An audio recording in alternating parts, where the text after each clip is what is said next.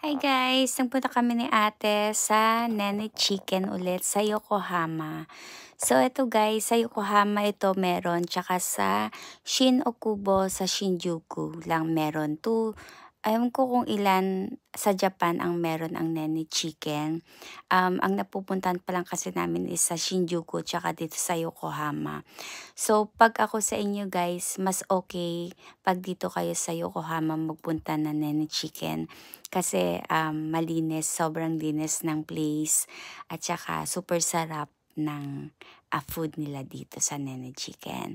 So, trinay ko nga pala guys yung Juyen pan or 10 yen pan na with cheese at saka caramel flavor.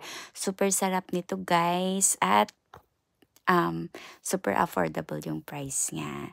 So yan guys, thank you at imumukbang ko na nga pala guys yung lunch set na in-order ko.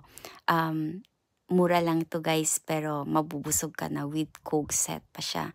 So ayan guys, ini-start ko na kainin yung Korean sushi.